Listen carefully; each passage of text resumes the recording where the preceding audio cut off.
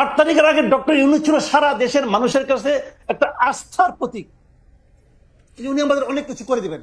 আজকে তাই মনে করেন আপনি? নো, বাংলাদেশের বাস্তবতা সেটা বলে না। কামাল ভাই, আমি আপনার কাছে একটু জানতে চাই, আপনি যে বললেন ডক্টর ইউনূসকে সারা দেশের আস্থার প্রতীক মনে করেছেন, বাংলাদেশের মানুষ কোনোদিন কাউরে আস্থার প্রতীক মনে করে? যখনই তাকে যেই কাজটা দিতে চায় তখনই তো আমরা তার সমালোচনা করতে থাকি। যেই মুহূর্তে আমরা যে জীবনে গাড়ি চালায় নাই সে ড্রাইভারে কইতে থাকে এমনি চালান অমনে চালান। আমি বলতে চাই না, বাংলাদেশের মানুষ সবচেয়ে দ্রুত মানুষকে আস্থার প্রতীক মনে করে, সবচেয়ে দ্রুত। আর বাংলাদেশের মানুষ সবচেয়ে দ্রুত মানুষকে ওই জায়গা থেকে সরাই আনে। আমি এক্সাম্পল দিয়ে বলি আপনাকে, তাহলে বুঝবেন। একটা প্রবাদ আছে গ্রামে, বুঝছেন? সে প্রবাদটা হলো, সেই মানুষটা তত বেশি ভালো যে মানুষ সম্পর্কে আপনি যত কম জানেন। 8 তারিখের আগ পর্যন্ত রাষ্ট্রনায়ক হিসেবে, সরকার প্রধান হিসেবে ডক্টর ইউনূস কতটা ভালো কেউ জানতো না। এই জন্য উনি ছিলেন আস্থার প্রতীক। যে উনি সরকার প্রধানের দায়িত্ব নিলেন, যেই মাত্র উনি সরকার প্রধানের দায়িত্ব নিলেন, নিয়ে উনি একটা উপদেষ্টা পরিষদ গঠন করলেন। সেই উপদেষ্টা পরিষদ গঠন করার সঙ্গে সঙ্গে ওনার প্রতি অনেকের আস্থা কমতে থাকলো, তাদের মধ্যে আমিও একজন। আমি শুরু থেকে বলেছি এই উপদেষ্টা পরিষদ দিয়ে উনি এত বড় কাজ করতে পারবেন না। আমি বলেছি ভাই, আমি আমার অভিজ্ঞতা থেকে বলেছি, এই উপদেষ্টা পরিষদে অনেককে আমি চিনি, যে জন্য আমি বলেছি পারবেন না। এবং এখন দেখেন উনি পারছেন, উনি খুব ভালো পারছেন। আপনি বাংলাদেশের যে কোনো কি জিজ্ঞাসা করে বলেন, ভাই উনি কি খুব ভালো পারছেন, দেখেন আপনি উত্তরটা কি পারছেন না। কামাল ভাই, আপনার সাথে কথা বলা খুবই ফ্যাসিনেটিং, কিন্তু আপনি যে প্রথম থেকে আমি বলতেছেন, আমি আপনার প্রায় সব শো, আপনি যত জায়গায় আমন্ত্রিত হয়ে যান, আপনার নিজের কথা যে শোটা আছে সেটা আমি প্রায় সবগুলি শো দেখে একাধিকবার দেখে আপনি আসলেই শুরু থেকে এই কথা বলে আসতেছেন যে আসলে এটা পারবে না, এই উপদেষ্টা পরিষদ দিয়ে চলবে না। এজ ইফ বাংলাদেশে কোন মন্ত্রী পরিষদ দিয়ে জীবনে চলছিল, সব চোর বাটপার, এরা তো মন্ত্রিত্ব চালাইছে। এই আগের সরকারে আমরা দেখছি, তাদেরকে আমরা পারছি, এটা আপনি কেমনে বলবো যে এরা পারছিল? আমি কি তাদেরকে বলছি তাদেরকে আমি ভালোবেসে বলেছি? না, বলেন না। আমি কি বলেছিলাম? 5ই আগস্টে যে ঘটনাটা ঘটেছে এই দেশে, এটা এই দেশের জন্য একটা অভূতপূর্ব ঘটনা। যে দেশে একটা অভূতপূর্ব ঘটনা ঘটতে পারে, সে দেশে একটা অভূতপূর্ব সরকার আসবে, এই প্রত্যাশাকে আমি করবো না? আমি করেছি। আমি বলি আপনাকে, আমি অগাস্টের প্রথম দিন পর্যন্ত আমি কিন্তু প্রত্যাশা আমি করতে পারি নাই, সাহস পাই নাই যে শেখ হাসিনা থাকবে না। আমি সাহস পাই নাই, কিন্তু যেদিন ঘটে গেছে সেই দিন আমার কাছে মনে হয়েছে আসলেই ঘটে গেছে। খেয়াল করেন কিন্তু, তাহলে আমার প্রত্যাশার বাইরে একটা ঘটনা ঘটেছে। তখন তো আমি ভাবতেই পারি যে যাদের কারণে, যাদের মাধ্যমে এত বড় একটা ঘটনা ঘটতে পারলো, তাদের অংশগ্রহণে, তাদের সাপোর্টে আমরা একটা অভূতপূর্ব সরকার পাবো, এই প্রত্যাশা করবো না? অবশ্যই আমি প্রত্যাশা করেছি। আমি কিন্তু আগের সরকারের সঙ্গে তুলনাই করতে চাই না। অবশ্যই তুলনা করলে আমাদের এখানে অনেক সৎ লোক আছে, এতে কোনো সন্দেহ নাই, সততা নিয়ে তুলনা আমি করতেই পারবো না। কিন্তু আমার কথাটা হলো কি, যে এই সরকারের কাছে আমরা কি চেয়েছি? আমরা চেয়েছি আড়াইটা জিনিস, সিম্পল আড়াইটা জিনিস। আড়াইটা কি কি? 1 নম্বর চেয়েছি তারা একটা অসাধারণ নির্বাচন দেবে, যে নির্বাচনে প্রত্যেকটা মানুষের ভোটাধিকার গণনা করা হবে। 2 নম্বর চেয়েছি এই নির্বাচনের আগে ওনারা কিছু সংস্কার কর্ম করবে, যে সংস্কার কাজগুলো আরেকজন ফ্যাসিবাদ তৈরি হওয়ার থেকে আমাদেরকে রক্ষা করবে। আর অর্ধেক কাজটা হলো যতদিন এই কাজগুলো ওনারা করবেন ততদিন ওনারা দেশটাকে চালাবেন। আর কিছু চাইলেই কিন্তু ভাই, কিন্তু ওই অর্ধেক কাজ যেটা, ওটা শুরুর থেকেই এত ব্যর্থতার মধ্যে চলে আসলো যে বাদ বাকিগুলো সন্দেহের মধ্যে ঢুকে পড়লো। সংস্কার নামে তারা যা করলেন, এটা তো একটা লেজে গোবর অবস্থা হয়ে গেছে সংস্কারটা। আচ্ছা কামাল ভাই, আমি আপনার কাছে আসতেছি, শুধু একটা বিচার দিয়ে রাখি যে আমরা যে সবকিছু চাপাইতেছি যে হ্যাঁ একটা অভূতপূর্ব সরকার আমরা পাইছি, এদের কাছ থেকে আমাদের অনেক কিছু চাওয়ার ছিল, তা আমাদের এখানে কোনো রোল নাই। আমরা 150টা আন্দোলন কইরা 5 মাসের মধ্যে তাদেরকে করে তুললাম। আমরা যে কোনো জায়গায় হয় আপনি সমালোচনা করেন, নাইলে আমি সমালোচনা করি, ওরা যাইব কই? কোন জায়গা থেকে তাদের সমালোচনা? এই কাজ করছো কেন, এটা করো নাই কেন, এটা করতে পারছো কেন? বিএনপি এতদিন পর্যন্ত কই আসছে একটা, মির্জা ফখরুল ইসলাম কিন্তু আমারও 1.5 মাস আগে ইন্টারভিউ দিছে, একটা মুখ দিয়ে তো বাইর করতে পারলাম না যে কবে ইলেকশন চান। হঠাৎ করে এখন কি হইলো, জুলাইতে চায় না, অগাস্টে চায়, ঠান্ডা নাই, বর্ষা নাই, আর হইলো কি এই সরকারই চায় না ইলেকশন করতে, এগুলি কি কথা? আমি বলবো নাকি? আপনি 2 মিনিট একটু বইলা নেন, আপনার একটু শোনা দরকার আছে। আমি যাইতেছি, বাকি আসতেছি আপনার কাছে জনাব মজুমদার, আমি আসবো একটু, জাস্ট একটু কামাল ভাইকে শুনে আসে। জি, মির্জা ফখরুল আগে কি বলছেন, এখন কি বলছেন, উনি কিন্তু বিএনপির মুখপাত্র এই দেশে, মুখপাত্র, কাজে উনি কিন্তু বিএনপির পলিটিক্যাল কথাটাই বলবেন। বিএনপি আসলে কি চায়? তারা ক্ষমতায় যেতে চায়, simple, clear and simple. BNP ক্ষমতায় যেতে চায় এবং তারা অনেকদিন ধরে ক্ষমতার বাইরে আছে। তারা মুখে বলে আমরা ক্ষমতার মাধ্যমে দেশকে একটা অসাধারণ দেশ দিব, কি দিবে আল্লাহ মালুম আর ওনারা মালুম, আমি বলতে পারবো না, সেটা এক জিনিস। কিন্তু ওনাদের তো পলিটিক্স, উনি তো ওই কথাটাই বলবেন। ওনার কথা একটা সমালোচনা যেটা আমরা করি, সমালোচনাটা আমরা কেন করি বলেন তো? আমি কি ইউনূস সাহেবকে নামাই যাওয়ার জন্য সমালোচনা করছি? নো, আমি চাচ্ছি যে ইউনূস সাহেব যেন ঠিক কাজটা করেন। ওকে, এবং এটা করার জন্য বারবার বারবার ওনাকে হ্যামারিং করতেছি, ভাই আপনি ঠিক কাজটা করেন, ঠিক কাজটা করেন। উনি কি ঠিক কাজটা করতে পারছেন না? উনি কি এই আমি এটাকে বিপ্লব বলেন না গণ অভ্যুত্থান বলেন, জুলাই বিপ্লব বলি, জুলাই গণ অভ্যুত্থান, কিন্তু বাকি এখানে আছে, ওকেও আমি আপিল করতেছি উনিও বলুক যে এই যে উনার যে উপদেষ্টা পরিষদ উনি গঠন করেছেন, উনি তো জুলাই বিপ্লবের ফসল। উনার এই উপদেষ্টা পরিষদ তারা কেউ কি এই জুলাই বিপ্লবের চেতনাকে ধারণ করে? কামাল ভাই আমি আপনার কাছে আসি, শুধু এটা বলে রাখি, জুলাই বিপ্লবের চেতনা ধারণ করতে এই উপদেষ্টাদের ডিফেন্ড করার জন্য আমি বলি যে তারা যে শেখ হাসিনার লোকে গিয়ে যোগ দেয় নাই, ছবি তোলে নাই, তাদের মাখনটা খায় নাই, সেটাই হলো জুলাই আগস্টের চেতনা। এর চেয়ে বেশি চেতনা তো দরকার ছিল না। আপনি আমার এই 4টা আরো অর্থনীতিবিদ দেখান যারা শেখ হাসিনার মাখন কি খায় নাই। ওই আমি আসতেছি আপনার কাছে কামাল ভাই, আমি একটু জনাব বাকের মজুমদারের কাছে আসি, উনি অনেকক্ষণ ধরে ওয়েট করতেছেন। জনাব বাকের মজুমদার, এই প্রসঙ্গে আপনার একটু আমি জানতে চাইবো যে বিএনপি মহাসচিবের বিবিসি বাংলায় দেওয়া সাক্ষাৎকার আমি কালকে যখন দেওয়া হয়েছে তখনই আমি সঙ্গে সঙ্গে পড়ছি, কিন্তু আজকে যখন আমি জনাব নাহিদ ইসলাম উপদেষ্টাদের একজন এবং সমন্বয়কদের আরেকজন আপনাদের জনাব হাসনাদের প্রতিক্রিয়া পড়লাম, তখন আমার কাছে মনে হয়েছে বিএনপি ঠিকই বলছে। কারণ জনাব নাহিদ ইসলাম দেখেন কি সব কথা কইতেছে যে নিরপেক্ষ সরকারের দাবি মূলত আরেকটা 1-11 সরকার গঠনের ইয়া বহন করে। 1-11 সরকারের ওয়ার্স্ট ভিকটিম হচ্ছে বিএনপি কেন একটা 1-11 সরকার করতে চাইবে? ওইটার মধ্যে এইটা আছে, বিএনপি আওয়ামী লীগের সাথে একটা আঘাত করতে চায়। বিএনপির নেতৃত্ব সম্পর্কে আওয়ামী লীগের এই পালিয়ে যাওয়া প্রধানমন্ত্রী যেসব কথাবার্তা বলছে, এটা পাগলেও বিশ্বাস করবে বিএনপি আওয়ামী লীগের সাথে একমত হতে চায়। এইটা কি এরকম আপনারও মনে হয় কিনা জনাব মজুমদার, যে আপনারা বেশি দিন আর কিছুদিন সরকারে থাকতে চান, সরকারে থাকার মজাটা আপনারা পাইছেন? এইটা আপনাদের মনে হয় কিনা জনাব মজুমদার? ধন্যবাদ খালেদ ভাই আপনাকে। কিন্তু আমি নাহিদ ভাই যে বক্তব্য দিয়েছে, যে স্ট্রেস দিয়েছে, এবং আমি সেটি ভালোভাবে পড়েছি। তো নাহিদ ভাই মূলত যে মেসেজটি দেওয়ার চেষ্টা করেছে, আমার কাছে মনে হয় যে আপনি বা এখানে ভুলভাবে অনেকটা ব্যাখ্যা হয়েছে। যেমন নিরপেক্ষ সরকারের কথাটা আসছে, বা এখানে উনি কিন্তু যেই ব্যাকগ্রাউন্ডটা টানছে, সেই ব্যাকগ্রাউন্ডটা আমার মনে হয় একটু উল্লেখ করা উচিত ছিল। 5ই আগস্টে কি হয়েছে এটা দিয়ে কিন্তু নাহিদ ভাই তার স্ট্রেসটা শুরু করেছিল। তো এখানে মূলত 5ই আগস্ট বা তার পরবর্তী সময়ে এখানে আমাদের সাথে একদম 8ই আগস্ট পর্যন্ত কি কি হয়েছে তার একটা কিন্তু হিন্টস কিন্তু নাহিদ ভাই দিয়েছে সেখানে। তো এখানে 5ই আগস্টে যেমন নাহিদ ভাই গল্পটা বলেছে, আপনার জুলাইয়ের অনেক গল্প আছে যেগুলো আসলে আমরা জাতীয় ঐক্যের স্বার্থে, ভাই কিন্তু জাতীয় ঐক্যের কথা বারবার সেখানে উল্লেখ করেছিল, আপনি হয়তো পড়েছেন। জাতীয় ঐক্যের স্বার্থে আমরা অনেক কথা কিন্তু এখনো বলি নাই, বা এখানে রাজনৈতিক বিভাজনের যে রাজনীতি সেটা কিন্তু আমরা চাই নাই। তো সবকিছু মিলে কিন্তু আমরা জাতীয় ঐক্যের স্বার্থে আমরা অনেক কিছু মুখ চেপেছিলাম, মুখ বুঝেছিলাম। কিন্তু যখন আসলে এরকম মন্তব্য করেন বিএনপির একজন মুখপাত্র হিসেবে মির্জা ফখরুল ইসলাম আলমগীর, তখন আসলে এটা আমাদের জন্য আসলে এভাবে মুখ চেপে থাকা একটু কষ্টসাধ্য। নাহিদ ভাই মূলত এখানে আগস্টের মেসেজটা দেওয়ার চেষ্টা করেছেন, এবং একই সাথে ছাত্ররা কিন্তু এখানে নিজে নিজে গিয়ে কিন্তু এই সরকারে গিয়ে বসে যায়নি। এখানে ছাত্রদের মধ্যে যারা আন্দোলনকারী ছিল, আন্দোলনকারীদের পক্ষ থেকে চাচ্ছিল যে ছাত্র প্রতিনিধি সরকারের থাকা উচিত, এবং ছাত্রদের মতামতের ভিত্তিতে কিন্তু আমাদের প্রথমে 2জন উপদেষ্টা, পরবর্তীতে আরো একজন ছাত্র উপদেষ্টা হচ্ছে যে গভর্নমেন্টে গিয়েছেন। তো আমি যে জিনিসটা আরো স্ট্রংলি বলতে চাচ্ছি সেটা হচ্ছে যে এই জুলাই অভ্যুত্থানে যখন আমরা আন্দোলন শুরু করেছিলাম, আপনার প্রথমে কোটা বৈষম্য নিরসন আন্দোলন শুরু করেছিলাম, সেখানে বিভিন্ন রাজনৈতিক অংশীজনের বিভিন্ন ধরনের মতামত ছিল। অনেকে আমাদেরকে আমরা ভারত এন্টি ইন্ডিয়ান যে মুভমেন্টটা চলছিল সেটাকে ধামাচাপা দেওয়ার জন্য আমরা সরকারের সাথে আতাত করে মুভমেন্ট করেছি, এরকম মন্তব্য করেছেন। ইন্টারনালি আমাদেরকে অনেক ফ্যাসিলিটি বিরোধী শক্তির অনেক অংশ কিন্তু আমাদের সেই সময় সেই বিশ্বাসটা আমরা কিন্তু পাইনি।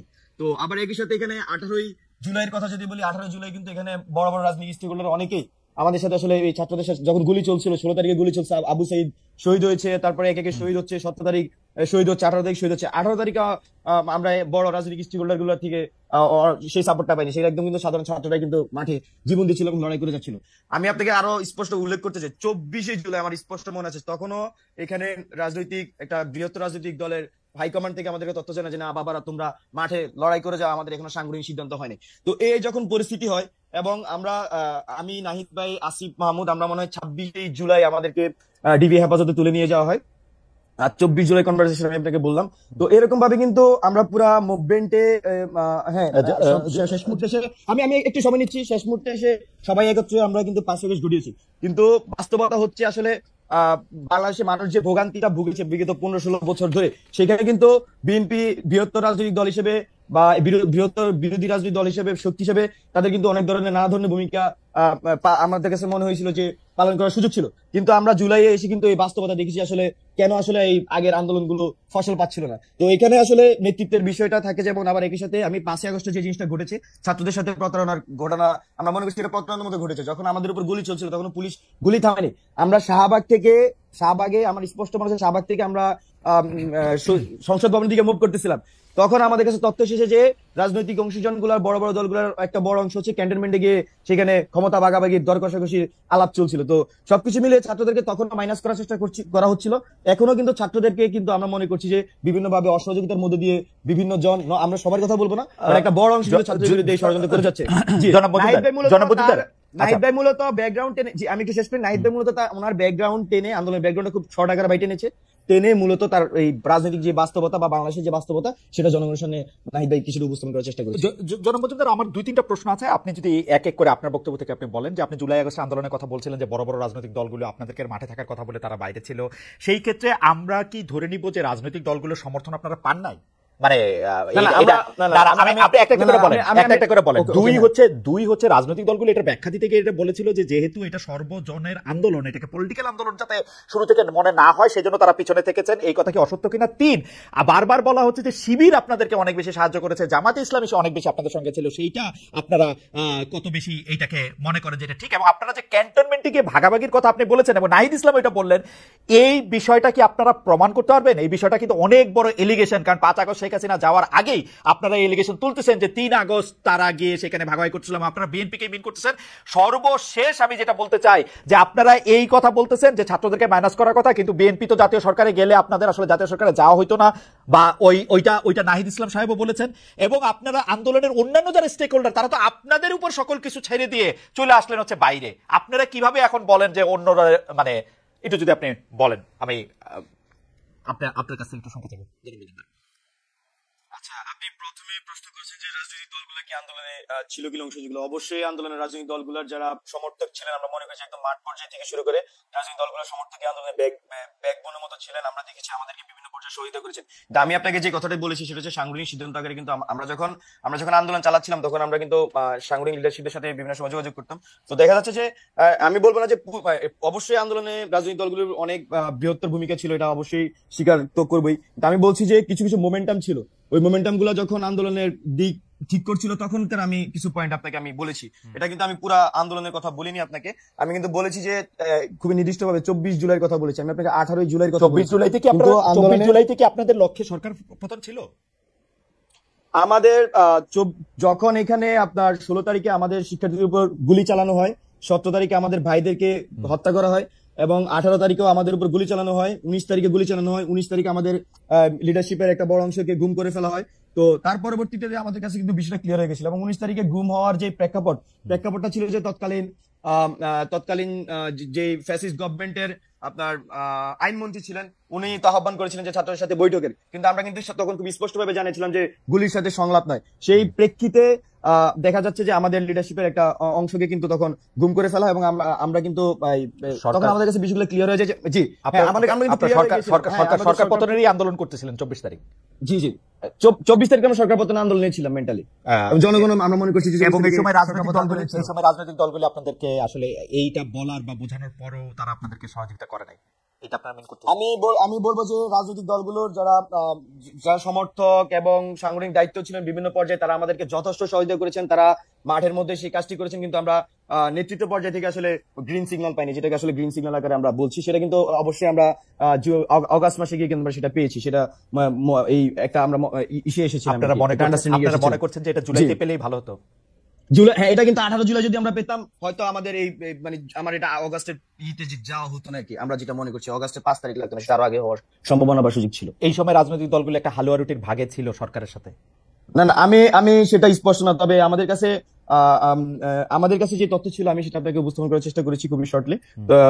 বাট আমরা যদি আমাদের কাছে মনে হচ্ছিল যদি আমরা 18 জুলাই বা 17 জুলাই সেই গ্রিন সিগন্যাল সকল পর্ষদ থেকে পেতাম তাহলে আসলে আমাদের এই ডিসিশন নিতে অনেক বেশি সুবিধা হতো। তারপর আমরা যেটা সবসময় আন্দোলনের চেষ্টা করছি সেটা হচ্ছে জনগণের ভাষাকে বোঝার চেষ্টা করছি, মাঠের অবস্থা আমরা বোঝার চেষ্টা করছি, সেই হিসেবে মানুষের ভাষায় কিন্তু আমরা ট্রান্সলেট করে আমাদের কর্মসূচির মাধ্যমে রূপান্তর করার চেষ্টা করছি। আপনারা কিন্তু একটা জিনিস খুব স্পষ্টভাবে দেখেছেন আশা করি, যে এই 3 আগস্ট যখন আমাদের 3 আগস্ট যখন আমাদের এক দফা ঘোষণা হয় তখন কিন্তু প্রথমে আমাদের যে শহীদ মিনারে আমি সঞ্চালনা করছিলাম, নাহিদ এক দফার ঘোষণা দেয়, তখন শহীদ মিনারে নাহিদ ভাই যখন বক্তব্য দিচ্ছিলেন মানুষজন ওনার ওই বক্তব্যের মাঝামাঝি সময়ে যে এক আঙ্গুল তুলে ফেলছিল পুরো শহীদ মিনারে, মানে প্রেসারটা কিন্তু মাঠ থেকে ছিল।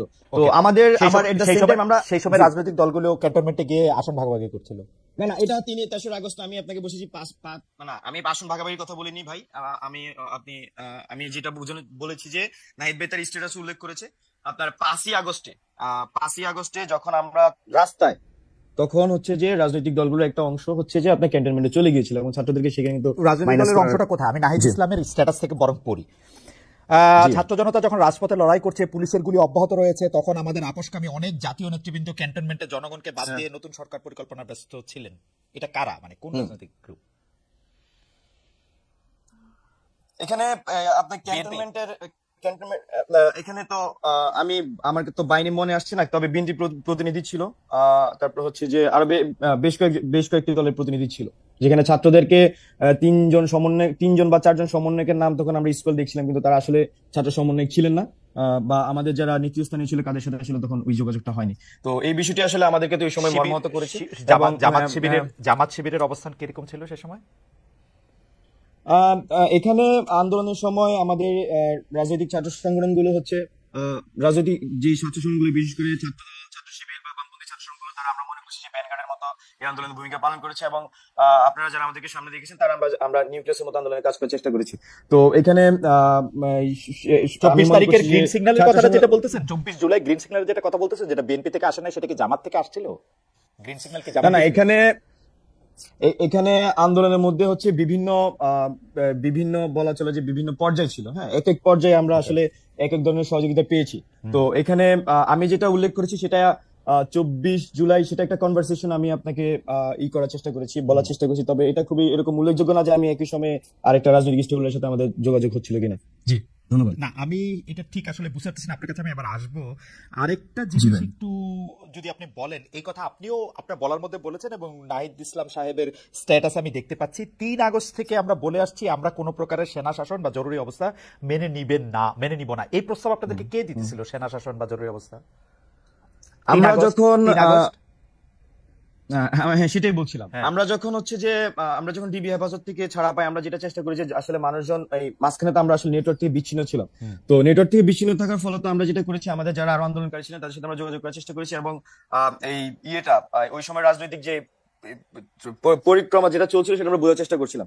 তো এখানে আমাদের একটা সংশয় ছিল মনে, যদি এখানে আমরা তো আসলে তখন যে আর্মির অবস্থান সেটা আমাদের 3 আগস্ট ক্লিয়ার ছিল, তো এটা আমাদের কাছে একটা সংশয় ছিল আসলে এখানে 111 হওয়ার পসিবিলিটি। জনাব মজুমদার, আপনি যদি আমাকে একটু সাহায্য করেন, কারণ আপনারা ইয়াং জেনারেশন, আমি আপনাদেরকে খুবই ভালোবাসি এবং আমি মনে করি যে 5 আগস্ট যে শেখ হাসিনার পালাতে হয়েছে, আপনারা রক্তের বিনিময়ে রক্ত সমুদ্রে দাঁড়িয়ে, এবং আরো অনেক সাংঘাতিক কিছু হতে পারতো। আমরা আজকে বাকের মজুমদারের সাথে কথা বলতেছি, কামাল ভাই, বাকের মজুমদারও এখানে মারা যেতে পারতো, কারণ ও সবসময় রাস্তায় ছিল। এই শ্রদ্ধা, এই ভালোবাসা আমার সবসময় থাকবে, শুধু আপনি না, আপনাদের সাথে আরো যারা ছিলেন, নাহিদ বলেন, মাহফুজ বলেন, আসিফ বলেন, সার্জিস বলেন, হাসান বলেন, সবাই। কিন্তু ঘটনা হইতেছে যে আপনারা যে কথাগুলি বলতেছেন সেগুলি আমরা বুঝতে পারতেছি না কেন। যেমন আপনি বলতেছেন যে 3 আগস্ট থেকে আমাদের কোনো প্রকার সেনা শাসন বা জরুরি অবস্থা আমরা মেনে নিব না, 3 আগস্ট থেকে আমরা বলে আসছি। আমার কথাটা হচ্ছে যে 3 আগস্টে আপনাদেরকে কেউ, এটা ইতিহাসের জন্য যারা জরুরি, যে সেনা শাসন বা এইটার কোনো প্রস্তাব আপনাদের কাছে আসছিল? আপনারা এটা কেন বলতেছেন? এখানে আমরা আশঙ্কা করছিলাম, যেহেতু আমরা আন্দোলনে ফেস আকারে ছিলাম, আমাদের সাথে বিভিন্ন অংশীজন কিন্তু যোগাযোগ করছিলেন, বিশেষ করে আমরা যখন এক দফা ঘোষণার প্রস্তুতি নিচ্ছিলাম তখন আসলে হোয়াট উইল বি নেক্সট কোশ্চেনটা কিন্তু আমাদের সামনে ছিল। তো এখানে জনগণের মধ্যে যে আমরা আশা আকাঙ্ক্ষা প্রত্যাশা দেখেছি এবং মানুষ কিন্তু গুলি করলো, সে একজন ওই পুলিশের ভিডিওটাই আসলে সত্যি একটা ভাইরাল ভিডিও হয়েছিল। তো সেই প্রেক্ষিতে আমাদের কাছে মনে হচ্ছিল যে এখানে মানে শেখ হাসিনার মানে এই পতন ছাড়া এখানে আমরা নিজেদের শপথ করেছি আমরা ফিরে যাব না। যেই পরের লাইনটা পড়ি বুঝতে পারছি, পরের লাইনটা পড়ি। আমাদেরকে বারবার ক্যান্টনমেন্টে যেতে বলা হলো, আমরা যেতে অস্বীকার করি। 3 আগস্টের কথা বলা হচ্ছে, বারবার ক্যান্টনমেন্টে কে যেতে বলতেছিল আপনাদের? এটা কোথায় আপনি পড়েছেন? আমি নাহিদ ইসলাম সাহেবের স্ট্যাটাস পড়তেছি। আমাদের এটা 3 আগস্টের ভাই বলছেন যে আমরা 3 আগস্ট থেকে বলে আসছি আমরা কোনো প্রকার শাসন বা জরুরি অবস্থা মেনে নেব না। আমাদেরকে বারবার ক্যান্টনমেন্টে যেতে আমরা যেতে অস্বীকার করি। শেষ পর্যন্ত বঙ্গবন্ধু আলোচনা এবং বার্গেনিং এর মাধ্যমে না আমাদেরকে বারবার ক্যান্টনমেন্টে আমি ক্লিয়ার করি। জি, এখানে দুইটা সেন্টেন্স আলাদা। 3 আগস্টের থেকে বলে আসছে সেটা যেমন এটা একটা আলাদা সেন্টেন্স, আর পরেরটা যেটা বলছে সেটা মূলত 5 আগস্ট পরবর্তী সময়ে। আমি তো পুরো পরিক্রমার সাথে কানেক্টেড ছিলাম, সেজন্য 5 আগস্ট থেকে আপনারা ক্যান্টনমেন্টে যাইতে চান নাই? 5 আগস্ট এখানে আমাদের 5 আগস্ট পরবর্তী সময়ে আমাদেরকে ক্যান্টনমেন্টে যাওয়ার জন্য আহ্বান করা হয়েছিল। তো এখানে আমরা তখন সিদ্ধান্ত নিয়েছি আমরা ক্যান্টনমেন্টে যাব না। আমরা হচ্ছে যে সেটাই বলতে চাচ্ছি যে 5 আগস্টে আপনাদেরকে ক্যান্টনমেন্টে যেতে বলা হয়েছে, তখন আপনারা বলছেন যে আপনারা ক্যান্টনমেন্টে যাবেন না, তাই তো? জি জি জি জি। তারপরে আপনারা পরে 5 আগস্ট পরবর্তী সময়ে আমি আপনাকে এক্স্যাক্টলি না, আমরা ক্যান্টনমেন্টে যাইনি, ক্যান্টনমেন্টে আমরা যাইনি, বঙ্গভবনে যাওয়া হয়েছিল। ভাই পরের লাইনে খুবই স্পষ্ট করেছেন, শেষ পর্যন্ত বঙ্গভবনে আলোচনা ও বার্গেনিং এর মাধ্যমে। ওকে, ক্যান্টনমেন্টে যাইতে বলা হয়েছিল কি 5 আগস্ট শেখ হাসিনা পালায় যাওয়ার পরে?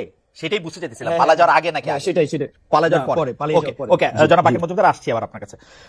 আপনাকে অনেক ধন্যবাদ। জনাব মাসুদ কামাল, এই কথা ঠিক যে আপনি বারবার প্রশ্ন করছেন এই সরকারের বা উপদেষ্টাদের কার্যক্রম, লেজিটিমেসি, তারপরে তাদের স্পিরিট সম্পর্কে, কিন্তু আমি এই কথাটা বলতে চাইছিলাম যে আপনি উপদেষ্টাদের কথা বলছেন যে তারা কে জুলাই আগস্টের স্পিরিট আসলে কেমনে ধারণ করে। তা আমার কাছে সাধারণ একটা লিটমাসের কথা আমি বলছিলাম, যেহেতু তারা শেখ হাসিনার সুবিধার জায়গা থেকে শেখ হাসিনার সাথে তারা হাত মেলান নাই, শেখ হাসিনার ইয়াতে খপ্পরে গিয়া পড়েন নাই বা ভালোবাসায় গিয়া পড়েন নাই বা সেই জন্যই তো তাদেরকে বলা যেতে পারে যে তারা এই স্পিরিটের মধ্যে ছিলেন। আপনি একটু কন্টিনিউ করেন, পরের প্রশ্নটা একটু করতেছি আপনাকে। এটা না, আপনার এই লজিকটা এখানে আমি মনে করি গ্রহণযোগ্য নয়। এই কারণে শেখ হাসিনার সঙ্গে ছবি তুলে নেয় এমন লোকের সংখ্যাই কিন্তু বেশি। শেখ হাসিনার সঙ্গে যে তেল মারে নাই এমন লোকের সংখ্যা এই দেশে বেশি ছিল। তো আমি বলেছি যারা তেল মারে নাই, যারা তার সঙ্গে ছবি তুলে নাই, তাদের মধ্যে যোগ্যতা, এক একটা কাজের জন্য এক একজন লোক যোগ্য হয়, সেই যোগ্য লোকটাকে যোগ্য জায়গায় বসানো হয় নাই। সে কারণেই আমি এই সরকারের সাফল্য নিয়ে সন্দেহ পোষণ করেছিলাম। আমি আপনাকে একটা সিম্পল উদাহরণ দিয়ে বলি। এই বাকের মজুমদার, আপনি বললেন যে ও রাজপথে ছিল, ঠিক আছে ছিল, ও রাজপথে থাকাকালীন যাই যে ওকে বলতেন যে বাকের তুমি ভাই আন্দোলনটা খুব মন দিয়া করো, কারণ যদি তুমি এই আন্দোলন করে শেখ হাসিনার পতন ঘটাইতে পারো তাহলে আমরা নূরজাহান বেগমকে দায়িত্ব দেবো দেশের স্বাস্থ্য ব্যবস্থাকে ঠিক করার জন্য। ও কি বলতো আপনাকে? ভাবেন তো একটা কথা, ও কি বলতো? ভাই নূরজাহান বেগম জিনিসটা কি? উনি কে? উনি স্বাস্থ্য ব্যবস্থা কি বুঝেন? উনি কিভাবে একটা এরকম গণ অভ্যুত্থানের পর একটা নতুন সরকারের স্বাস্থ্য ব্যবস্থাকে ঠিক করবেন? সেই কাজটাই কিন্তু করা হয়েছে। নূরজাহান বেগম কি গৃহবধূ একজন মানুষকে ঘরের থেকে ডেকে এনে ওনাকে দেওয়া হয়েছে স্বাস্থ্য ব্যবস্থা ঠিক করে। কিন্তু কামাল ভাই, এটা তো লিডারের চয়েস। আমরা কিন্তু দেখেছি যে কোচ অনেক সময় সবচেয়ে ভালো খেলে আসা লোকটাকেও খেলায়। আপনি তো আমার পয়েন্টে বলে দিচ্ছেন ভাই, আমি তো ওই কথাটাই বলছি, লিডারের চয়েস। জি, and that was the tragedy. আমাদের লিডারের একটা ব্যাড চয়েস, আমাদের লিডার এমন একটা চয়েস, ওই চয়েসটা দেখার পরেই তো আমি মন্তব্য করেছি যে এরা পারবে না, চয়েসটা ভালো হয়নি। উনি চয়েস করার সময় উনি সিরিয়াস ছিলেন না। আমি এই কথাটাই বলছি, বারবার বলি যে আমরা যে গভর্নমেন্টটা পেয়েছি একটা নর্মাল গভর্নমেন্ট এবং একটা গণঅভ্যুত্থানের গভর্নমেন্ট আকাশ পাতাল পার্থক্য হবে তার প্রত্যেকটা চিন্তা, তার প্রত্যেকটা আচরণের মাধ্যমে। অথচ আমরা একটা তারা হবে শার্প, তারা হবে তাৎক্ষণিক। আমরা একটা গভর্নমেন্ট পেয়েছি যেন লেথার্জিক গভর্নমেন্ট। আমি এই কথাটাই বলেছি, এবং তারা নন সিরিয়াস গভর্নমেন্ট। আপনি দেখেন, আমি একটা সিম্পল একটা উদাহরণ দিয়ে বলি আপনাকে। আপনি তো অনেক লোকের অনেক ইন্টারভিউ নিয়েছেন, দেখেছেন। আপনি নুরুল কবির সাহেব যে ইন্টারভিউটা নিলেন আমাদের ইউনূস সাহেবের, বলা হয়ে থাকে এ যাবৎকালে এটা হলো বেস্ট ইন্টারভিউ। আমিও তাই বলি। কিন্তু ভাবেন তো, যখন নাকি উপদেষ্টাদের যোগ্যতা নিয়ে, ওনার যোগ্যতা নিয়ে নুরুল কবির প্রশ্ন করলেন, উনি কি বললেন? উনি বললেন যে আমি তো এই জগতের লোক না, আমাকে জোর করেছি নিয়ে এসেছি, আমি কিছু জানি না, বুঝার চেষ্টা করতেছি, দেখতেছি কি হয়, দেখি কতটুকু করা যায়। তারপর যখন বললেন যে আপনার উপদেষ্টা তো অনেক কিছু পারছেন না, ওনাদেরকে আমি কি বলবো, আমি নিজেও তো পারি না, তো ওনাদেরকে আমি কিভাবে বলবো? আপনার এই কথাগুলো শুনতে মনে হয় যে না, কি বিনয়ী লোক, কি সুন্দর লোক, নিজের কথা স্বীকার করলেন। আপনি আমাকে বলেন ভাই, এটা কি ট্রায়াল এন্ড এরর ভিত্তিতে কাজ করার জায়গা? না কামাল ভাই, আমি একটু ডক্টর কামাল ভাই, আমি একটু আপনার কাছ থেকে শেখার জন্যই একটু আপনার এই জায়গাটা থেকে বলি যে ডক্টর ইউনূস এটি অকপটে স্বীকার করেছেন যে তার তাড়াহুড়া ছিল, তিনি সব লোককে চেনেন না, তাকে এই লোককে নিতে হয়েছিল। কিন্তু আপনি তো আরেকটা জিনিস খেয়াল করবেন কামাল ভাই, ওনাকে কিরকম জায়গায়, কিরকম একটা বাইনারির মধ্যে হাঁটতে হয়েছে। তিনি আওয়ামী লীগের লোক নিতে পারবেন না, তিনি বিএনপির লোক নিতে পারবেন না, তিনি এক্সট্রিম বাম লোক নিতে পারবেন না, তিনি এক্সট্রিম ডান লোক নিতে পারবেন না, তাকে মাঝামাঝি কিছু লোককে পছন্দ করতে হয়েছে।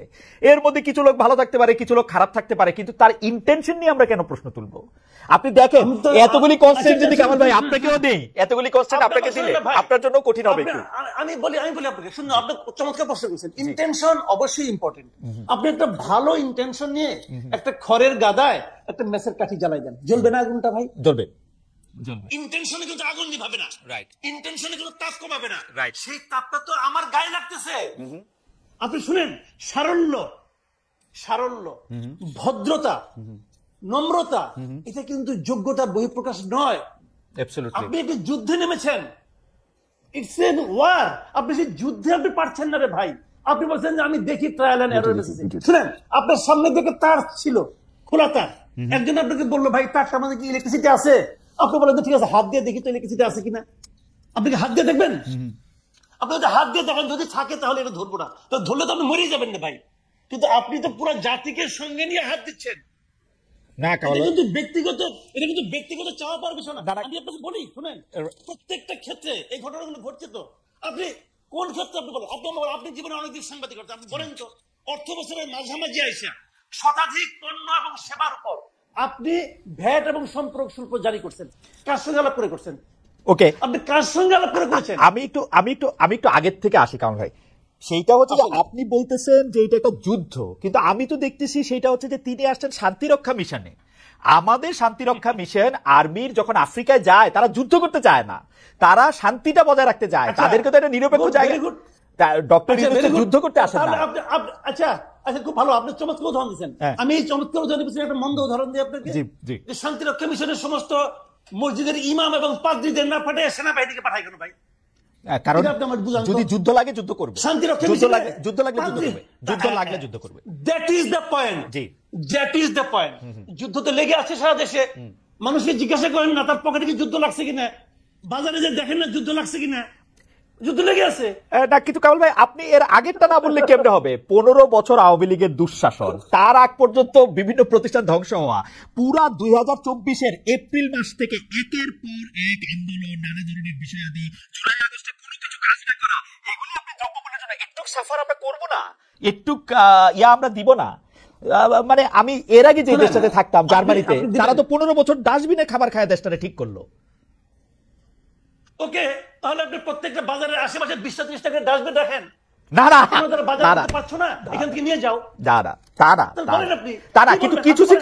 কিছু স্যাক্রিফাইস আমরা করবো না। কিছু কতটুকু, কিছুটা কার জন্য কিছু? যে বাণিজ্য মন্ত্রী দায়িত্ব নেওয়ার 1 মাসের মাথায় সয়াবিন তেলের দাম ওই সিন্ডিকেটের স্বার্থে 8 টাকা বাড়ায় দেয়, তার কিছু? নাকি যে লোক 1 লিটার তেল কিনতে যে 3 বার পকেটের টাকা করে, তার জন্য কিছু? আপনি কার কথা বলতেছেন ভাই? সাধারণ মানুষ, এই দেশের মানুষের, আপনার একজন উপদেষ্টা আলী ইমাম মজুমদার, সে বলতেছে জিনিসপত্রের দাম বেড়েছে কিন্তু মানুষের কষ্ট হবে না। ও লোক কষ্ট কি বুঝে? আপনি আমাকে বলেন, ওই লোক সাধারণ মানুষের কষ্ট কি বুঝে? বেতন বাড়বে না, চাকরিচ্যুত হবেন আপনি, জিনিসপত্রের দাম বাড়বে কিন্তু আপনার কষ্ট হবে না। এটা কি জুয়ে আছে, ম্যাজিক নাকি? ওকে, আমি কামাল ভাই, আমি আপনার বক্তব্যের সাথে দ্বিমত এই পর্যায়ে করছি না, কিন্তু প্রশ্নটা করে রাখি। হ্যাঁ দাদা, প্রশ্নটা আমি করে রাখি কারণ ভাই আপনার চোখে, আমি বরং বাকের ফ্যান, আমি বরং আরেকটা প্রশ্ন করি। আমি বাকের একটা কথায় আমার একটু মনে হলো এই প্রশ্নটা আমার করা দরকার। জি প্লিজ। নাহিদের এই যে নাহিদ ইসলাম যে আপনার যে স্ট্যাটাসটা দিয়েছেন, এই স্ট্যাটাসটা আপনি তো ওনাকে পড়ে শোনাইলেন। আমি যদি এই প্রশ্নটা করি, আপনি আমার হয়ে বাকিকেও প্রশ্নটা করতে পারেন, বাকি নিজেও জবাব দিতে পারে। আমি যদি বলি যে নাহিদ ইসলাম যে অভিযোগটা করেছে যে এটার মাধ্যমে বিএনপি 111 কে ইনভাইট করতেছে, আমি যদি বলি এই স্ট্যাটাসের মাধ্যমে নাহিদ ইসলাম হিমসেলফ 111 কে ইনভাইট করতেছে, ওকে, আমি যদি এই কথাটা বলি, ওকে, এই কথা, কারণ এই স্ট্যাটাসের মাধ্যমে সে তো আর্মিকে একটা পার্টি বানিয়ে ফেলেছে। একজন উপদেষ্টার পদে থেকে উনি কি করতে পারেন? এটা কোনো সেন্সিবল কাজটি করেছেন? ওকে, আমরা কামাল ভাইয়ের প্রশ্নটার জন্য জনাব বাকের মজুমদারকে, এটা যদি বাকের মজুমদার কিছু বলেন, আমরা এটা একটু আহ্বান জানাই। জনাব মজুমদার আমাকে 10টা সেকেন্ড একটু টাইম দিবেন। আমরা একটু দর্শকের কাছে জানতে পেরেছিলাম, মানে প্রশ্ন করেছিলাম যে সময় দিতে পারবেন না বলে জুলাই শহীদ স্মৃতি ফাউন্ডেশনের দায়িত্ব ছাড়লেন সমন্বয়ক সার্জিস আলম। এই সিদ্ধান্ত সঠিক বলে মনে করেন কিনা? শতকরা 74% দর্শক এই সিদ্ধান্তকে সঠিক বলে মনে করেন, সঠিক না মনে করেন শতকরা 26% দর্শক। 54,000 দর্শকের মধ্যে ভোট দিয়েছেন। জনাব বাকের মজুমদার, আপনার কাছে একটু যাচ্ছি। জনাব মাসুদ কামাল ভাই একটা প্রশ্ন আপনার কাছে করেছেন যে এই ইনভাইটটা 111 এর মতো একটা সরকারের ইনভাইট কি আসলে জনাব নাহিদ ইসলামই দিচ্ছেন কিনা? জনাব মজুমদার, এখানে এখানে জনাব মাসুদ কামাল ভাই যে খুব সহজে নাহিদ ভাইকে একটা প্রশ্ন করে দিলেন, একটা এখানে কোশ্চেন রেখে গেলেন যে 111 এর সরকারের ইঙ্গিত কি নাহিদ ভাই নিজে দিচ্ছে কিনা বা নিজে ইনভাইট করছে কিনা। তো এখানে আমি পাল্টা জানতে চাই, বা আমার যে পয়েন্টটা সেটা হচ্ছে যে এখানে নাহিদ ভাই কিন্তু খুব স্পষ্টভাবে তার ব্যাকগ্রাউন্ড উল্লেখ করেছে আসলে কোন অর্থে আসলে বিএনপি 111 কে ইনভাইট করছে, কিন্তু নাহিদ ভাই খুব তা ব্যাখ্যা করে দিয়েছেন কোন অর্থে কি হচ্ছে, সে উনি কিন্তু ব্যাকগ্রাউন্ড টেনেছে, পরবর্তী ঘটনাক্রম বলেছে। তো আমি মাসুদ কামাল ভাইয়ের কাছে প্রশ্ন করেছি উনি আসলে কোন প্রেক্ষাপট বা কোন ব্যাকগ্রাউন্ড দেখে আসলে নাহিদ ভাইকে এমন প্রশ্ন করতে যাচ্ছেন। ওকে, কামাল ভাই নিশ্চয়ই বলবেন। আমি একটু বোঝার জন্য, জনাব মজুমদার, আসলে আপনাদেরকে প্রশ্ন করা, আপনারা এত বেশি জনপ্রিয়, আপনাদেরকে প্রশ্ন করা এখন একটা, কারণ আমার ফ্লাডেড হয়ে যাচ্ছে যে আমি আপনাকে আসলে ঠিকমতো প্রশ্ন করছি কি করছি না সেটা নিয়ে। আমি শুধু বোঝার জন্য বলতেছি। আমি আবার পড়ি জনাব নাহিদ ইসলামকে। জনাব নাহিদ ইসলাম বলেছেন যে আমরা চেয়েছিলাম ফেসিবাদ বিরোধী রাজনৈতিক দলগুলো ও নাগরিক সমাজের সমন্বয়ে একটা জাতীয় সরকার। তারপরে তিনি বলছেন জাতীয় সরকার হলে ছাত্রদের হয়তো সরকারে আসার প্রয়োজন হতো না। মানে রাজনৈতিক দলগুলো নাগরিক সমাজের সমন্বয়ে একটা জাতীয় সরকার, সেটা আপনারা কাকে মিন করেছেন? মানে কারা সরকারে আসে নাই? মানে এটা জাতীয় সরকারটা কে? মানে পরের লাইনে আছে জাতীয় সরকার অনেক দিন স্থায়ী হবে, এই বিবেচনায় বিএনপি জাতীয় সরকার আসতে রাজি হয় নাই। তো বিএনপি রাজি হয় নাই, তার জন্যই কি আর কোন রাজনৈতিক দলকে ইনভাইট করা হয় নাই, নাকি বিএনপি রাজি হয় নাই বলেই অন্য কোন সরকার রাজনৈতিক দলগুলো আসে নাই? এখানে না, শুরুতে হচ্ছে 5ই আগস্টে আমরা যখন বিএনপির শীর্ষস্থানীয় নেতৃবৃন্দের সাথে কথা বলি তখন আমরা আসলে জাতীয় সরকারের আহ্বান করি। তো সেক্ষেত্রে ভাই যেটা বলেছেন সেটাই, জাতীয় সরকার বিএনপি জাতীয় সরকার অনেকদিন স্থায়ী হবে সেই বিবেচনায় বিএনপি আসলে জাতীয় সরকারের সেই সময় আসতে চায়নি। তো বিএনপি যেহেতু এখানে ফ্যাসিবাদের বিরুদ্ধে রাজনৈতিক সংগঠন হিসেবে সবচেয়ে বড় রাজনৈতিক দল এবং বিরোধী দল হিসেবে তো তখন সবচেয়ে বড় বিরোধী দল ছিল ফ্যাসিস্ট আওয়ামী লীগের আমলে। তো সবকিছু মিলে আমরা তো অবশ্যই বিএনপি এখানে একটি অন্যতম গুরুত্বপূর্ণ স্টেক হোল্ডার আমরা বিএনপিকে মনে করি। তো এই সিদ্ধান্তের কারণে, বিএনপির সিদ্ধান্তের কারণে আসলে আমরা এই জাতীয় সরকার গঠনের প্রক্রিয়ায় যেতে পারিনি। আমার কাছে মনে হয় যে আর আপনি যেটা বলেছেন যে অন্যদের এখানে বিএনপি যদি না আসে আসলে জাতীয় সরকারের লেজিটিমেসি নিয়ে আমাদের নিজেদের মধ্যে প্রশ্ন ছিল যে আসলে সবাইকে মিলে যে রাজনৈতিক ঐক্যমতের কথা আমরা বলছি সেটা যখন বিএনপি এখানে জাতীয় সরকার রাজি হচ্ছে না, সেক্ষেত্রে আসলে আমাদেরকে স্ট্র্যাটেজিক পরবর্তী সিদ্ধান্ত নিতে হয়েছে। আর আরেকটি বিষয় যেটি এখানে ভাই উল্লেখ করেছেন যে নাহিদ ইসলাম উল্লেখ করেছেন জাতীয় সরকার হলে ছাত্রদের হয়তো সরকার আসার প্রয়োজন হতো না। মানে এটা দ্বারা আমার কাছে মনে হচ্ছে যে এটা খুবই উইলিং আমাদের থেকে প্রপোজাল যে আসলে আমরা নিজে থেকে যে গভর্নমেন্টে যাওয়ার যে অভিপ্রায় বা আমরা গভর্নমেন্টে যেতে চেয়েছি বিষয়টা এরকম না। মূলত বিষয়টা ছিল মাঠ থেকে, যেমন আমরা এই মাঠের কর্মসূচিগুলো সবসময় মাঠ থেকে চাপ ছিল, আমরা কর্মসূচিগুলো জনগণের ভাষাগুলো ট্রান্সলেট করার চেষ্টা করেছি, রূপান্তর করার চেষ্টা করেছি। ঠিক একইভাবে 5ই আগস্ট আমাদের উপর এরকম একটা চাপ ছিল যে যাতে গভর্নমেন্টে ছাত্রদের প্রতিনিধিত্ব থাকে। তো সবকিছু এই চাপ কি এখনো আছে জনাব মজুমদার? এই চাপ কি এখনো আছে? মানে এখন আছে বলতে আপনি কোন অর্থে? মানে এখনো সরকারে থেকে যাওয়ার চাপ আছে? জনাব নাহিদ ইসলাম, আসিফ মাহমুদরা যাতে সরকারেই থাকেন, মাহফুজ সাহেব যাতে সরকারেই থাকেন, এই চাপ কি এখনো আছে কিনা? সরকারেই থাকেন বলতে বিষয়টা আসলে ক্লিয়ার না। এখানে অন্তর্বর্তীকালীন সরকারে যেহেতু ওনারা উপদেষ্টা হিসেবে দায়িত্ব গ্রহণ করেছেন, এই চাপটা আছে কিনা এখনো? অবশ্যই দায়িত্ব যে সব মূলত আমাদের যে মূল দায়িত্বটা কি আমি মনে করছি আমাদের এক দফা যে দুটি অঙ্গীকার করা হয়, একটি হচ্ছে ফ্যাসিলিটি সিস্টেমের সম্পূর্ণ বিলোপ এবং দ্বিতীয়টি ছিল আমাদের নতুন রাজনৈতিক বন্দোবস্ত। আমি খুবই সরকারি যদি বলি, হ্যাঁ, তো এই দুইটি বাস্তবায়নের প্রেক্ষিতে কিন্তু এই ছাত্রদের এক দফা ঘোষণা এবং পরবর্তী তাদের কার্যক্রম। এখন ছাত্রদের প্রতিনিধি হিসেবে যেহেতু 3 জন ছাত্র উপদেষ্টা গভর্নমেন্টে আছেন, আমরা মনে করছি যে গভর্নমেন্টে থেকে তারা মূলত এই গণ অভ্যুত্থানে বা এই আমাদের যে এক দফা ছিল এই এক দফা বা আমাদের যে জুলাই অভ্যুত্থান, এই জুলাই অভ্যুত্থানের তারা এই দুটি অঙ্গীকার আসলে বাস্তবায়ন করবেন। মানে সর্বসাকুল্যে আমরা মনে করছি। আর জনাব মজুমদার, আমি যে প্রশ্নটা করতে চাইছিলাম সেই প্রশ্নটা হচ্ছে এরকম যে আপনারা তো আসলে জাতীয় সরকার হইলে সব রাজনৈতিক দল এবং মতাদর্শের লোক আসলে ছাত্ররা সরকারে থাকতে চান নাই, যদি আমরা নাহিদ ইসলামের না না বিষয়টা এরকম নাহিদ ভাই, আমার কাছে আমি যদি আবারও পড়ে শুনাই, জাতীয় সরকার হলে ছাত্রদের হয়তো সরকারে আসার প্রয়োজন হতো না। শব্দটা কিন্তু খুবই যে সেন্টেন্স, এখানে অনেক কিছু একসাথে আপনি কিন্তু মিন করতে পারবেন। যে প্রয়োজন হতো না, ইট ডাজন্ট মিন যে থাকতে পারতো না, মানে এটা প্রয়োজন হলে থাকতো, যদি মনে করতেছে ওই সময় হয়তো প্রয়োজন হতো না, মানে তার মানে হচ্ছে প্রয়োজন হলেও হইতে পারতো, হতেও পারতো, এখনকার অবস্থাটা কি? এখন কি হয়তো অবশ্যই আমরা মনে করছি এই গভর্নমেন্টে তো অবশ্যই এখানে লেজিটিমেসি আমরা মনে করছি যে একটা বড় লেজিটিমেসি দিচ্ছে হচ্ছে যে আমাদের ছাত্র উপদেষ্টারা। তো সেই ক্ষেত্রে আমরা গভর্নমেন্টের লেজিটিমেসি দিতেছে ছাত্র উপদেষ্টারা।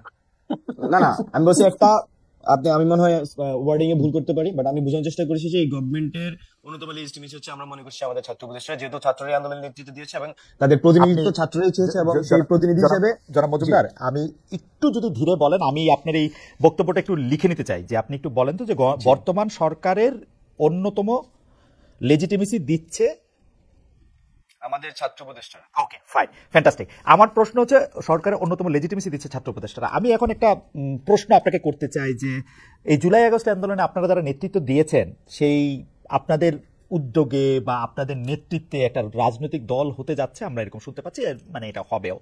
এই দল ঘোষণার আগে যারা ছাত্র উপদেষ্টা তারা কি সেই দলে যোগ দিবেন? তার আগে কি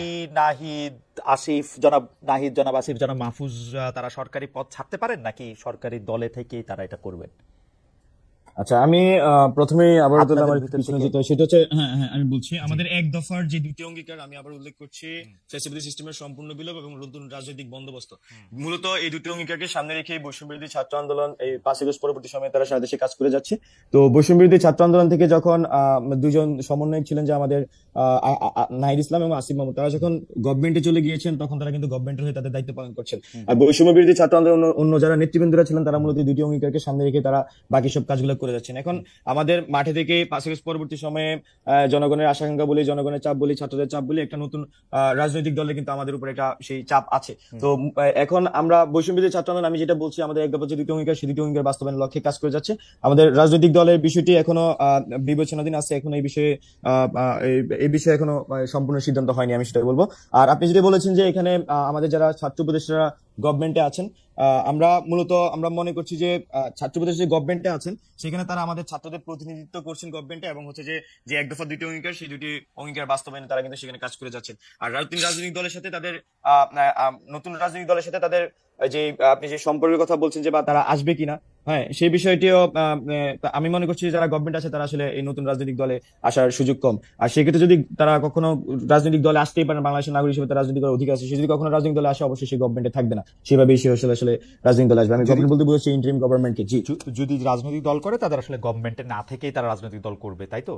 অবশ্যই। আপনাকে অনেক ধন্যবাদ। আমি একটু জনাব মাসুদ কামাল ভাই আপনার কাছে আসি। জনাব মাসুদ কামাল ভাই, অনেকগুলি বিষয় নিয়ে আসলে কথা বলা যায়, আপনি বলেও আসতেছেন, কিন্তু নতুন বিষয় নিয়ে আপনার কাছ থেকে জানতে এটা একটা সুবিধা। সেটা হচ্ছে যে বর্তমানে যে কথা হচ্ছে মুজিববাদ, জিয়াবাদ কথাটা আমি জীবনে শুনি নাই। মুজিববাদ কথাটা আমরা ইউনিভার্সিটিতে যখন ছিলাম তখন ছাত্রলীগকে মুজিববাদী ছাত্রলীগ আমরা বলতাম, যারা আমরা ছাত্রলীগ করতাম না তারা। একটু বাইদা ভাই বলে রাখি, আমি অবশ্য ছাত্রদলও করতাম না, এই বাইদারিতে আমাকে ফালানোর দরকার নাই। তো মুজিববাদী এই মুজিববাদ এবং এই জিয়াবাদ, এই ব্যাপারটা কি আসলে, মানে এই বাদগুলি কোথেকে আসতেছে আপনি এটা খেয়াল করেছেন? আমি আপনাকে বলি, এই ছাত্র যারা বলেন না, ওনাদেরকে আমি জিজ্ঞাসা করি যে শেখ হাসিনা সরকার তো গত 17 বছর মোটামুটি টানা ছিল, এই সময়ে তারা কখনো শেখ হাসিনার মুখে মুজিববাদ শব্দটাকে শুনেছে কিনা, এটা আমি একটা জানতে চাই। আমি মনে করতে পারি না। জিয়া রহমানের সরকার, জিয়া রহমানের দল অনেক দিন ধরে রাজনীতি করেন। এই জিয়া রহমানের কোন একজন কর্মীর মুখে, নেতাবাদ দেন, কোন একজন কর্মীর মুখে এত বছরে কেউ কখনো জিয়াবাদ শব্দটা শুনেছে? জিয়াবাদটা তো নগদ মনে পড়তেছে না, কিন্তু আপনি এটা ঠিক কইছেন। মুজিববাদ শব্দটা না কইলে হাসিনা তো বছরের নাম দিয়ে দিছিল, মুজিবীয় বর্ষ, জায়গার জোনের নাম দিয়ে দিছিল। আমি ওগুলি প্রশংসা করছি না, আমি বলছি জানেন এগুলো বলার জন্য আমাদের এই পাটোয়ারি সাহেব এখন আমাদের জ্ঞান দিচ্ছেন। আজকে দেখলাম পাটোয়ারি সাহেব বলতেছে মুজিববাদ, জিয়াবাদ হবে না, অন্য বাদ। কি বাদ হবে ভাই? আপনার বাদটা কি? পাটোয়ারি বাদ? বাদটা কি রে ভাই? বুঝান না আপনি আমাকে জিনিসটা। বাদের কথাটা আসে গেল, বাদ তো বাদ, সববাদই বাদ। না উনি যেটা বুঝাতে চেয়েছে কামাল ভাই আমি যেটা বুঝছি জনাব পাটোয়ারি যেটা বুঝাতে চেয়েছে, আপনি যে এখন ওনাদেরকে সমালোচনা কইরা আপনার সমালোচনার ফসল বিএনপির ঘরে উঠতেছে, সেইটাতে আমরা এটা পছন্দ করতেছি না। আপনি বিএনপিরও সমালোচনা করেন। ওনার ঘরে উঠলে উনি পছন্দ করতেন, আমার ওকে ফাইন।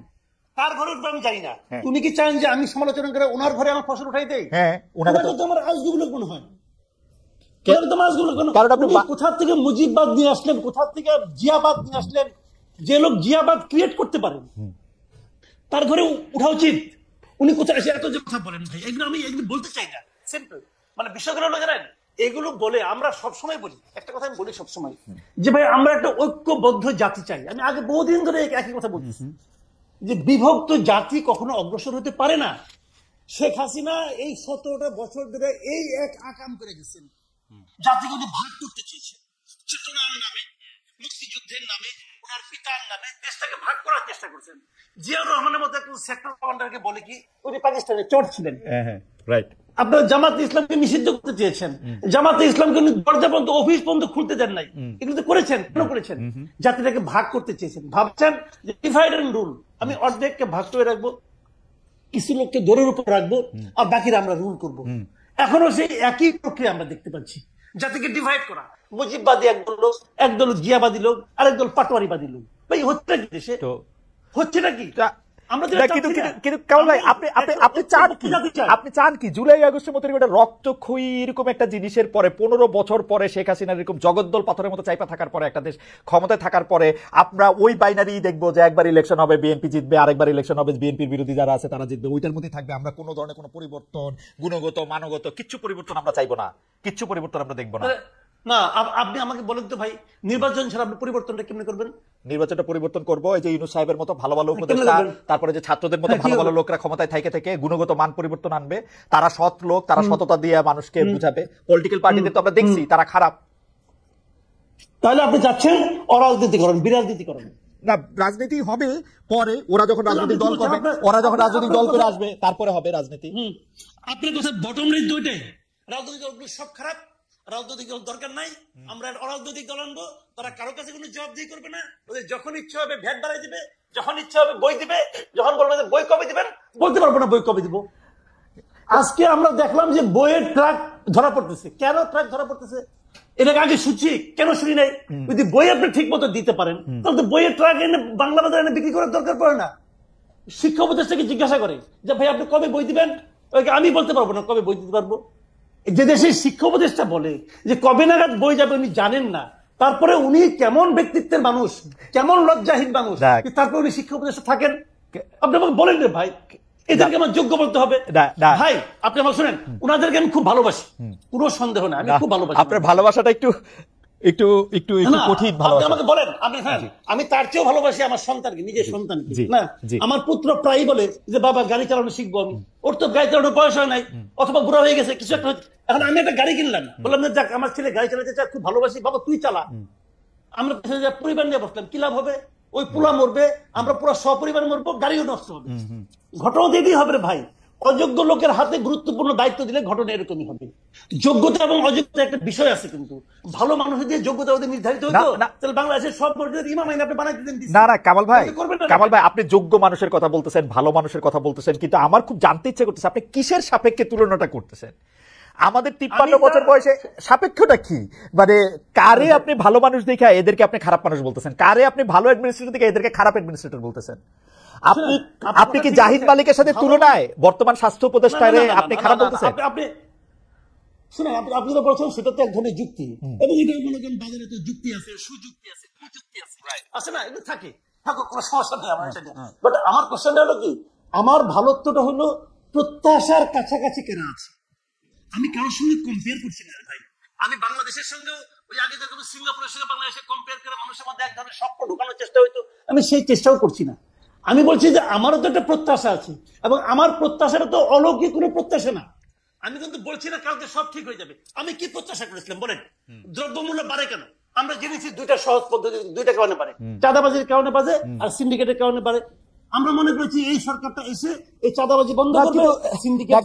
কামাল ভাই আপনি বলতেছেন চাঁদাবাজি বন্ধ করতে, কিন্তু আপনি পুলিশ কাজ করতেছে না, আইন শৃঙ্খলা বাহিনীর মধ্যে থেকে সেই আস্থার জায়গাটা নাই, সব জায়গার মধ্যে থেকে একটা সাংঘাতিক রকমের অন্যরকম একটা আচ্ছা, অবস্থা। শুনুন, শুনুন, তাহলে আমি আপনি বলি আপনাকে। এগুলি ঠিক করে এরা দেবেন। যখন আপনি আমাকে বলেন, এরা যখন দায়িত্ব নিলেন, দায়িত্ব নিলেন, পুলিশ বাহিনী যে কাজ করছে না, পুলিশ বাহিনীর মধ্যে মনোবল বৃদ্ধি করতে হবে, এটা ওনারা জানতেন না? জানতেন। জানতেন তো? জানতেন। জানতেন। আচ্ছা, তারপরে ওনারা একজনকে স্বরাষ্ট্র উপদেষ্টা বানালেন, সাখাওয়াত সাহেবকে বানালেন। সাখাওয়াত সাহেব দেখলাম 2 দিন দৌড়াদৌড়ি করলো, সাখাওয়াত সাহেব 2 দিন পরে বাদ দিয়ে দিলেন, বাদ দিয়ে আরেকজনকে নিয়ে আসলেন, জেনারেল নিয়ে আসলেন। আগে ছিল ব্রিগেডিয়ার, এবার লেফটেন্যান্ট জেনারেল নিয়ে আসলেন। তো লেফটেন্যান্ট জেনারেল কি দায়িত্ব নিয়ে বুঝেন নাই? উনি কি চাকরি করতে আসছেন নাকি দায়িত্ব নিয়ে আসছেন? ওনার দায়িত্বটা কি? পুলিশ বাহিনীকে মনোবল ফিরে আনা। আপনি বলেন মনোবল ফিরে আনার জন্য কি করছেটা কি? পোশাক প্রস্তাব নিয়ে আসছে। পোশাকগুলি দেখছেন পোশাকগুলি কি চেহারা? ভাই এটা কোনো পোশাক হয়েছে? আরে পোশাক চেঞ্জ করে মনোবল বাড়াতে, পোশাক চেঞ্জ করে মনোবল বাড়ায়। কিছু একটা শার্ট পরে আসছে, কিছু পাঞ্জাবি পরে আসছে, কিছু একটা তো করতে হবে, চেষ্টাটা তো আছে। কামাল ভাই আমি আবার আসতেছি আপনার কাছে, আপনার বক্তব্যের কিছু একটা তো করতে হবে। সবচেয়ে গুরুত্বপূর্ণ মনে করছেন পোশাক পরিবর্তন। পোশাক পরিবর্তন সবচেয়ে গুরুত্বপূর্ণ পয়েন্ট, যে কারণ পুলিশের মনোবল ফেরানোর জন্য পোশাক পরিবর্তন ছাড়া আর কিছু দেখে না। তাদেরকে আপনি যোগ্য বলবেন না, আর কিছু দেখে না কামাল ভাই, এটা কিন্তু একটু ঠিক হইলো না। তারা তার অন্য অনেক কিছু হয়তো দেখতেছে, আমরা জানি না। তারা তো পুলিশকে মানবিক পুলিশ হইতে বলতেছে, তারা তো পুলিশকে গিয়ে চাঁদাবাজি না করতে বলতেছে, পুলিশকে গিয়ে অকারণে গ্রেফতার না করতে বলতেছে, চেষ্টা করতেছে। আচ্ছা কামাল ভাই আসতেছে আপনার কাছে। যারা বাকের মজুমদার জিয়াবাদ এবং মুজিববাদ সম্পর্কে যদি একটু বলেন, এবং জিয়াবাদ এবং মুজিববাদের এই যে ধারণা আপনারা দিচ্ছেন, নাকি বিভক্তের রাজনীতি আপনারা করতে চাচ্ছেন, এবং বিভক্তের রাজনীতি করে আপনারা কি অর্জন করতে চাচ্ছেন সেটা একটু বলবেন কিনা। কেউ কেউ বলে থাকেন আপনারা বিশেষ কোন রাজনৈতিক দল বা গোষ্ঠীর মানে পপুলিস্ট একটা জনমত নিয়ে তাদের পেটের মধ্যে ঢুকে গিয়ে শুধুমাত্র নিজেদের ক্ষমতায় থাকার সময়টাই বৃদ্ধি করতে চাইছেন। জনাব বাকের মজুমদার। আমি একটু ভাই মাসুদ কামাল ভাইয়ের একটু কথা বলতে চাই। উনি যেটা বলেছেন সিন্ডিকেট নিয়ে, আসলে সিন্ডিকেট মূল ঊর্ধ্বগতি, আমরা যেটা মাঠে থেকে ছাত্ররা অনেক কিছু আমরা অভিজ্ঞতা এখানে দেখেছি, আমাদের অনেক ধরনের অভিজ্ঞতা হয়েছে মাঠে। আমরা 5 আগস্ট পরবর্তী সময়ে এখানে দ্রব্যমূল্যের ঊর্ধ্বগতির কারণে আমরা দেখেছি যে বিভিন্ন সিন্ডিকেট যেগুলো আওয়ামী লীগের টাইমে সচল ছিল, তারা পরবর্তী সময়ে এখানে নতুন রাজনৈতিক বাস্তবতা মানে নতুন, আমি যদি বলি যে কোথাও কোথাও এই বড় রাজনৈতিক সংগঠনগুলোর সহযোগিতা নিয়ে সেই সিন্ডিকেট গুলা চালিয়ে যাচ্ছে। তো সবকিছু আপনি কি এই কথা শুনছেন যে সমন্বয়করা সেই সিন্ডিকেটকে অনেকভাবে জিম্মি করতে, সমন্বয়করা এখন বা সমন্বয়কদের নাম ভাঙিয়ে সে চাঁদাবাজি করা হচ্ছে, এইটা কি আপনি শুনছেন? সমন্বয়কদের নাম ভাঙিয়ে চাঁদাবাজির বিষয়টি আমাদের কাছে বিষয়টি এরকম যে এখানে এখানে যেহেতু বৈষম্যবিরোধী ছাত্র আন্দোলন একটি প্ল্যাটফর্ম আকার এখানে ওয়ার্ক করছে, এখানে কিন্তু বিভিন্ন রাজনৈতিক সংগঠনগুলো লোকজন কিন্তু ইনফিল্ট্রেটেড অবস্থা আছে এবং তারা কিন্তু এখানে ওয়ার্ক করছে। তো এই ক্ষেত্রে অনেকে কিন্তু উদ্দেশ্য প্রণোদিত ভাবে এই প্ল্যাটফর্মকে প্রশ্নবিদ্ধ করার জন্য কিন্তু নানা ধরনের ষড়যন্ত্র করে থাকে। তো সেক্ষেত্রে এরকম ঘটনা ঘটা আমার কাছে মনে হয় খুব বেশি আসলে ইলজিক্যাল বা অবান্তর। আমি এটা বলতে চাচ্ছিলাম যে মূলত এখানে 5 আগস্ট পরবর্তী সময়ে আমরা দেখেছি যে কিভাবে টেন্ডারবাজি, চাঁদাবাজি, তারপর হচ্ছে যে দখল, এইসব কিন্তু চলতেছিল। তো এই বিষয়গুলো কিন্তু আমাদেরকে সবসময় আমরা মনে করছি যে শুধু সরকার না, আমাদের কাজ করতে আমরা যখন মানুষের সাথে কথা বলি এই জিনিসগুলো সবসময় কিন্তু আমাদের ভোগাইছে। আমি যদি আপনাকে জাস্ট আগস্ট মাসে কিছু কথা বলি, আগস্ট মাসে কিছু কথা যদি আপনাকে আমি বলি, সেটা হচ্ছে যে আপনার বিএনপির হচ্ছে 5 আগস্ট থেকে 25 ডিসেম্বর পর্যন্ত যদি দেখেন, বিএনপি ও অঙ্গ সংগঠনের মধ্যকার অন্তর্কুন্দলে 20 জন নিহত হয়। আমার কাছে পুরো তালিকা ধরে এগুলোর তথ্যসূত্র সহ আছে। জি, তো এরকম ভাবে আমি আগস্ট মাসে যদি আপনাকে কিছু চাঁদাবাজির তথ্য আমি দেখাই, সরি আমার একটু টাইম নিচ্ছি, আমি কোন অসুবিধা নেই, আপনি টাইম নেন। আমরা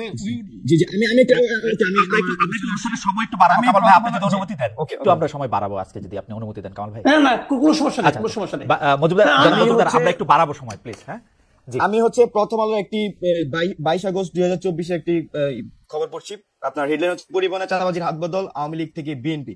16 আগস্ট 2024 বিএনপি সাইনবোর্ডে চাঁদা নিয়ন্ত্রণ ও দখলের অভিযোগ। 24 আগস্ট 2024 পরিবহনে চাঁদাবাজি প্রথম আলো, তারপরে বিবিসি, এরকম একদম আমাদের নাম করা পত্রিকাগুলো নিউজগুলো হচ্ছে এরকম অন্তত 100টা নিউজ আছে শুধু অগাস্ট মাসে। আমি যেটা বলার চেষ্টা করছি, আমি বিএনপি কে এর সংগ্রহ আকারে আমি বলছি না, বরং হচ্ছে যে তৃণমূল পর্যায় থেকে শুরু করে এখানে আপনার বিভিন্ন সিন্ডিকেট নিয়ন্ত্রণের ক্ষেত্রে কিন্তু আওয়ামী লীগ যখন শুরু যায় নতুন ভাবে এই সিন্ডিকেট গুলো কিন্তু পরিচালনা হচ্ছে এবং সেখানে চাঁদাবাজি হচ্ছে, টেন্ডারবাজি হচ্ছে, অসহযোগিতা হচ্ছে। সেজন্য দ্রব্যমূল্য কিন্তু এই জিনিসগুলো, দ্রব্যমূল্য কিন্তু এই বিষয়গুলোর সাথে কানেক্টেড। আপনি একটা বাস আসতেছে, একটা ট্রাক আছে, যেটাতে চাঁদা রাখা হয়, সেক্ষেত্রে সে কিন্তু একটা সেল রেট তার কিন্তু আমার স্পেসিফিক দুটা প্রশ্ন আছে, এই জায়গায় প্লিজ আপনি একটু অনুমতি দেন। আমি আচ্ছা আমি শেষ করি। আমার কথা হচ্ছে যে এখানে আপনার যারা রুট লেভেল বিভিন্ন রাজনৈতিক সংগঠনগুলোর মানুষজন কাজ করছে, এখানে সবাই কিন্তু সৎ উদ্দেশ্য নিয়ে আসে না, অসৎ উদ্দেশ্য নিয়ে আসে, সৎ উদ্দেশ্য নিয়ে আসে, সব ধরনের মানুষজন আছে। তবে আমরা মনে করি যে একটি সংগঠনের রাজনৈতিক পরিসরে তার উচিত হচ্ছে যে এখানে যে জিনিসটা ভালো কাজে প্রতিযোগিতা করা, কিন্তু আমরা দেখি যে রাজনৈতিক সংগঠনগুলো থেকে সেই পাওয়ার হোল্ড করে মানুষজন কিন্তু এই চাঁদাবাজি টেন্ডারবাজির সাথে বিভিন্নভাবে জড়িয়ে যাচ্ছে। এখন এই ক্ষেত্রে আমাদের সবসময় ছাত্রদের প্রত্যাশা ছিল, বা এই জুলাই অভ্যুত্থানে যারা ছাত্ররা জীবন দিয়েছে তাদের আমরা মনে করছি প্রত্যাশা যে বাংলাদেশে নতুন বাংলাদেশ আসলে চাঁদাবাজি টেন্ডারবাজি থেকে শুরু করে এই সিন্ডিকেট এগুলো চলবে না, কিন্তু আমরা দেখছি যে পুরনো বন্দোবস্ত বারবারই ফিরে আসছে এবং আমরা তার তীব্র বিরোধিতা করে যাচ্ছি এবং সমালোচনা করে যাচ্ছি এবং আমরা মাঠেও চেষ্টা করছি এই বিষয়গুলোকে কিভাবে সমাধান করা যায়। আমি জাস্ট আপনাকে একটা ছোট্ট অভিজ্ঞতা, আমার ব্যক্তিগত অভিজ্ঞতা শেয়ার করি।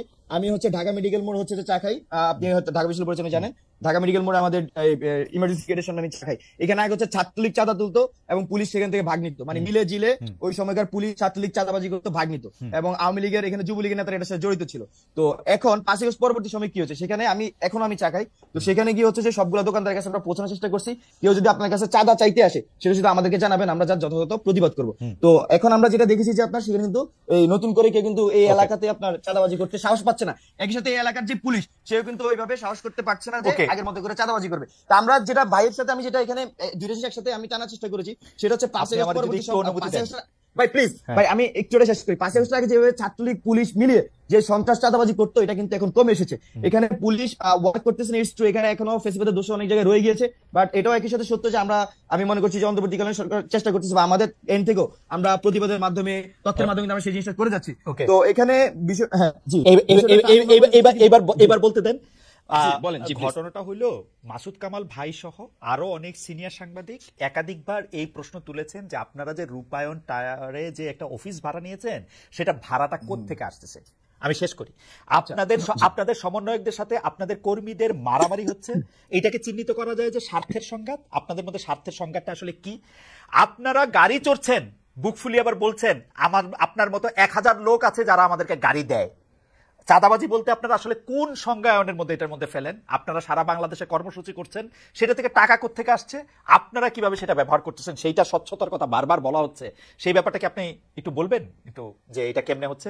ভাড়া থেকে শুরু করি আমরা, ভাড়া কোত্থেকে আসে, নাকি এইটাও অনেক লোক দিয়ে দিচ্ছে ভাড়া? মানে এমনি ভাই আমি আমার হচ্ছে আন্দোলন অভিজ্ঞতা যদি বলি, আমরা যখন হচ্ছে আপনার আমরা বাংলা ব্লকেট দিয়েছি, আপনি তখন হয়তো অন্তত জানতেন যে বিয়েতে শাহবাগে, তো তখন কি হতো, আমি জাস্ট আমার একটা পার্সোনাল অভিজ্ঞতা বলে আমি যেটার সাথে কানেক্টেড ছিলাম। আমরা তখন হচ্ছে যে পতাকা দিয়ে সেখানে হচ্ছে আমরা গণচাঁদা তুলতাম, তো গণচাঁদা কখনো 8000, কখনো 9000, কখনো 10,000, এরকম 12-13, মানে এর বেশি কিন্তু ওঠা হইতো না। তো আমাদের কিন্তু মাইকের কস্টই ছিল প্রতিদিন 8 থেকে 10,000 টাকা, শুধু মাইক আনা। তারপর হচ্ছে আমরা পানি দিতাম স্টুডেন্টদেরকে, তো মাইক পানি মিলে ধরেন যে আমার সর্বোচ্চ ক্যাপাসিটি 15 থেকে 16,000 টাকা খরচ করার, মানে রেগুলার বেসিসে। তো কিন্তু আমার কি আসলে সেখানে 15 থেকে 20,000 টাকা খরচ হতো না। এখানে প্রতিদিন যদি 10,000 শিক্ষার্থী সেখানে আপনার অংশগ্রহণ করে, একটা শিক্ষার্থীর পিছনে যদি 10 টাকা করে খরচ হয় 1 লাখ টাকা। যদি একটা শিক্ষার্থীর পিছনে যদি 50 টাকা করে খরচ হয়, তাহলে আপনার 10,000 ইন্টু 50 কত হয়? 5 লাখ টাকা নাকি? 5 লাখ টাকা, রাইট? হ্যাঁ, 5 লাখ টাকা। তাহলে এই টাকাটা কোথেকে আসতো? এই টাকাটা কিন্তু শিক্ষার্থীরা তার নিজের পকেট থেকে খরচ করতো। এমন হয়েছে আমরা দেখছি মানুষ বাস থেকে নেমে এসে সে আমাদেরকে পানি কিনে দিয়ে যাচ্ছে। রূপায়ণ টাওয়ারে বাসা ভাড়াটা, রূপায়ণ টাওয়ারে বাসা ভাড়া।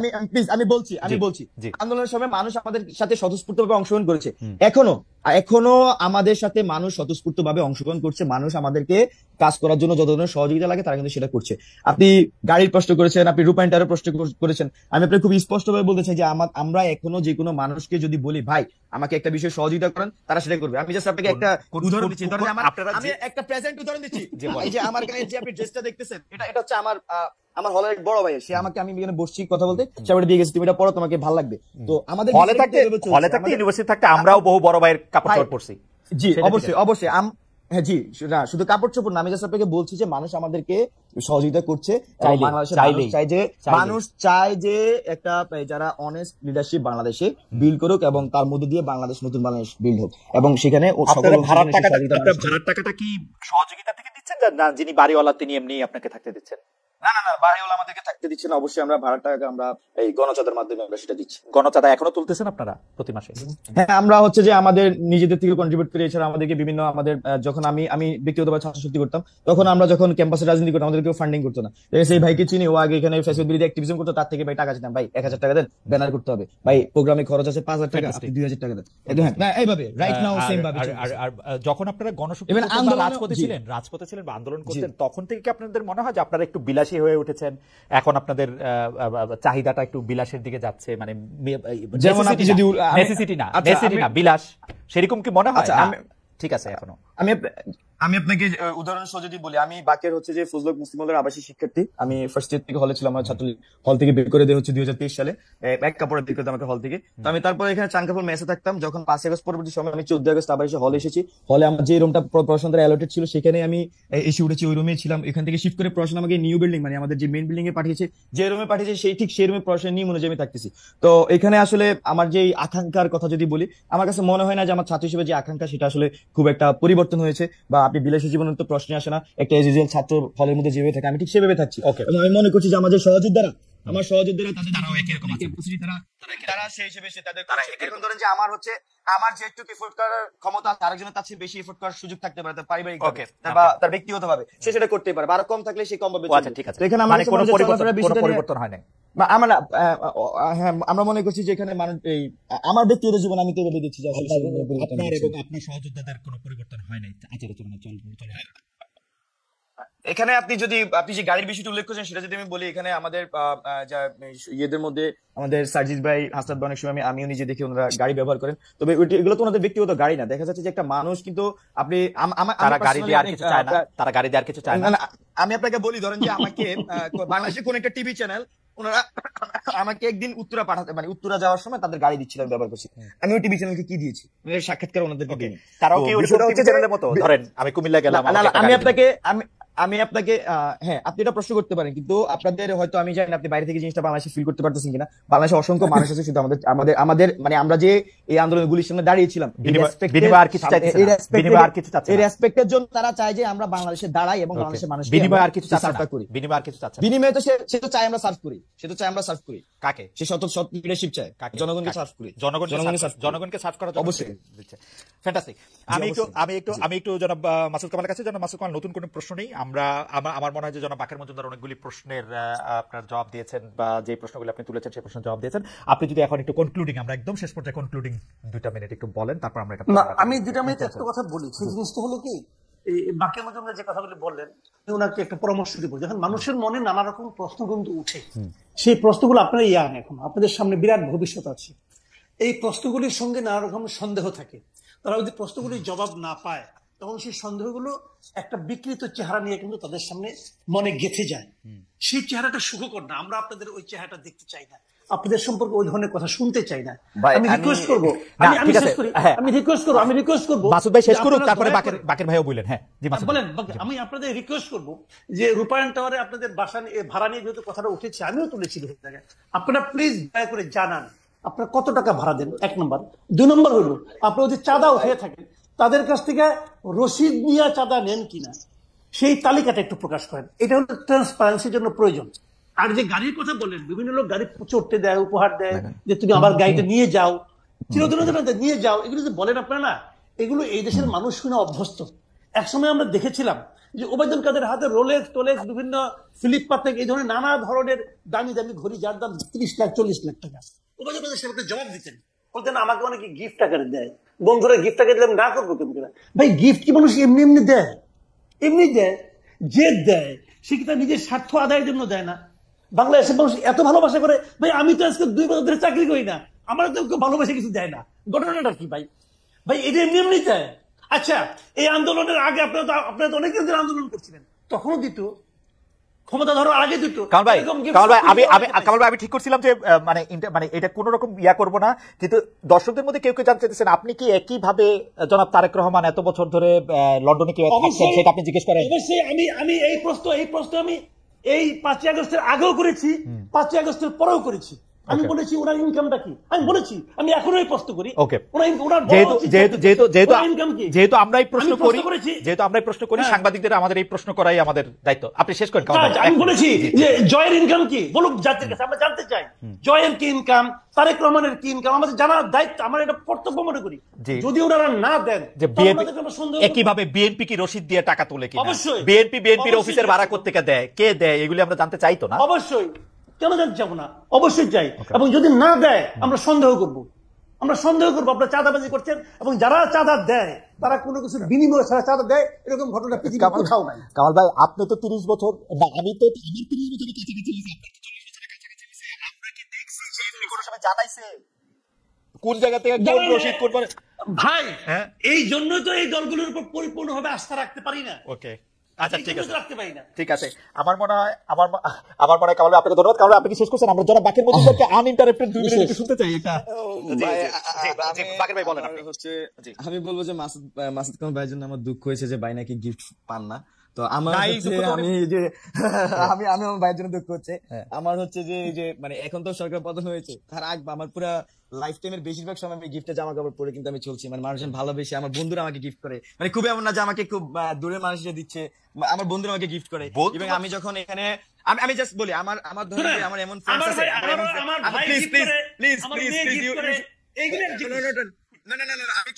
আমি একটু শেষ করি। ধরেন যে আমার এখানে যখন আমি ছাত্র শক্তি রাজনীতি করতাম ঢাকা বিশ্ববিদ্যালয়ে, আমার অনেক বন্ধু, অনেক টিচার, অনেক অয়েল ইস্যুস আছে, ওনারা কিন্তু আমাদেরকে কন্ট্রিবিউট করতেন। তো এখানে মানে ভাই যেভাবে বলছেন যে এটা আমি পলিটিক্যাল কথাটা বলছি, তো পলিটিক্যালি কিন্তু তারা আমাদেরকে কন্ট্রিবিউটটা করতেন। তো এখানে আমার কাছে মনে হয় যে গুড উইলের ইস্যুস আছে, ট্রাস্ট ইস্যুস আছে, এবং অনেস্টি ইস্যুস আছে। যদি এই জিনিসগুলো ক্লিয়ার থাকে তাহলে আসলে মানুষ আস্থা রাখে এবং মানুষের সহযোগিতা করে, এবং বাংলাদেশের মানুষ সেই সহযোগিতার হাত কিন্তু জুলাই অভ্যুত্থানে দেখিয়েছে, স্টিল আমাদের সাথে সেটা দেখাচ্ছে। আমরা বাংলাদেশের মানুষের প্রতি আশাবাদী এবং বাংলাদেশের মানুষের প্রতি আমরা আস্থা রাখতে চাই, এবং আগামীর বাংলাদেশে আমরা এই যে আপনি যে গণচাঁদার কথা আমরা বলছি, আমি খুবই ক্লিয়ার করছি, আমাদের এখানে সিস্টেম গুলো কিন্তু এভাবে ডেভেলপ হয়নি সবকিছু।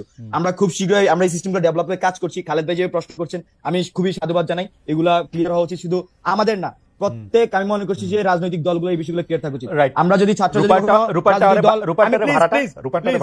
আমি বলছি আমাকে একটু শেষ করতে দিবেন। আমরা রাজনৈতিক দল হিসেবে আসলে আমরা সকল ধরনের সিস্টেম বিল হলে আমরা এই সবগুলা বিষয় আমাদের বাৎসরিক মান্থলি কিন্তু আমরা এই হিসাবগুলো সামনে আনবো, অন্তত বাৎসরিক হিসাবটা আমাদের সামনে আসবে যে কিভাবে কোন জায়গায় কি কন্ট্রিবিউশন হয়েছে।